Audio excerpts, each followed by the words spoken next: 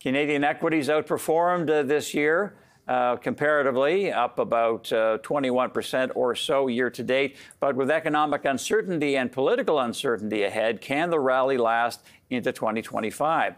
How should you prepare your portfolio for the year? Let's bring in Brian Belski, Chief Investment Strategist, BMO Capital Markets, here in studio. Great to see you, sir. Good morning, Canada. It's great to be here. It's a beautiful day.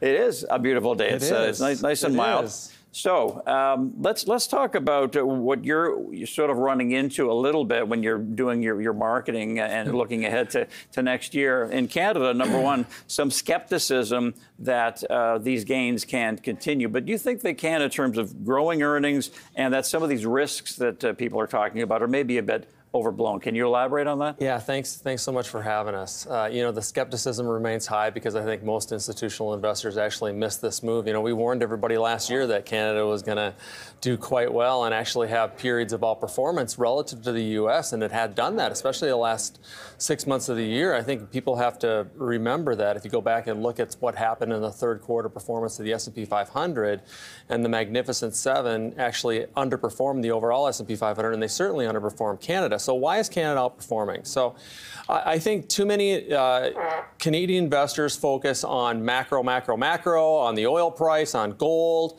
and they are quite frankly bullied by all the headlines with respect to politics. We try to set all that noise to the side and be investors. So if you kind of look at the Canadian stock market, it's very value, very cyclically oriented, and all you really have to do for a reality check mark is look at the charts of Dollarama and Aritzia this year and say, hey, things are pretty good.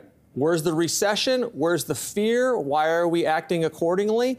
And then going forward with respect to the pace of fundamentals, not macro, fundamentals, interest rates are heading lower. The economy is we think, in actually better standing than most people think. Yeah, it's slowing down. Are we going to have a recession? We've been looking for a recession for years. I think you have to worry about the economy when everyone's super bullish on the economy, not when everyone's really bearish. And the bearish prognostications with respect to the economy in Canada have been dead wrong. And so I think the stock market in Canada is reacting to being a developed market asset in terms of equities market that are very well positioned relative to other developed markets, whether or not it's Europe or other areas. But we think North America is going to be very strong in the next 3 to 5 years. Our resounding theme at BMO for 13 years has been, as America goes, so goes Canada. I think many Canadians don't like that because of the connotations and feelings with respect to politics, but you got to set that to the side. We think there's great companies, great franchises in Canada that can, will, and should do very well alongside the U.S. So a little uncertainty as to how the U.S. is going to do in the next year or so with the incoming president. I don't think so. I don't know where that uncertainty is coming from. It's coming from the naysayers that, again, missed the whole move in the first place. I think part of that is personal feelings versus what the analysis is saying. Here's what the analysis is saying. You have a Federal Reserve that is now, the train has left the station, they're cutting rates. They're probably going to cut rates this week. Now, whether or not they're going to cut rates as many times as everybody thought in 2025, that remains to be seen. However, what you've seen with respect to the massive amounts of earnings growth coming, especially in areas within financials, technology, and consumer discretionary, I think that can buoy higher. We have the AI situation, which is not a bubble. It is not any kind of froth because we have not seen any kind of signs of that. But lastly, I would say this. I think people are overestimating the rhetoric with respect to tariffs and the scare tactics, and underestimating what's coming in terms of less regulation, not just in financials, but across the board in the United States. That will help companies operate more efficiently. And as a result, we think fundamentals and actually growth can do a lot better. With Donald Trump, though, is a lot of what he's saying posturing, and is it similar to the first time he was in office? Well, let's go back and take a look at how President Trump put his cabinet together the first time, the amount of rhetoric that he was putting out by himself now compared to now. It's a vastly different way of how he's putting things together, number one. Number two, you're not hearing him spout off as much. And I think that's a sign that, again, he was president once before. He kind of knows how that works, and I think he's grown into the role. Well, whether or not that means for stock prices, I think corporate America is clearly showing you that they want to get on board with everyone kind of wanting to meet with him and move forward on this. So I think the skies are blue with respect to the U.S.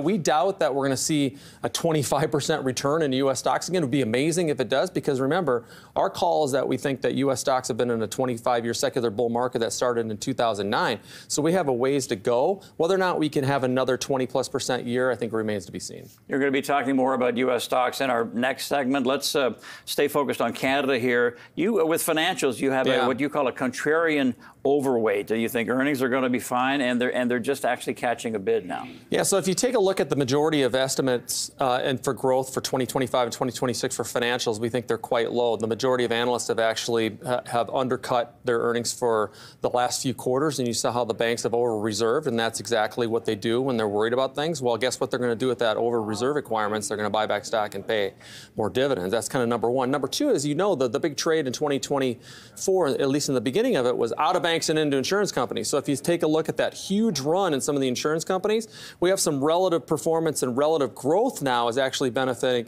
the banks. So we think the banks can do very, very, very well, especially the multi-divisional assets that are centered more toward the U.S.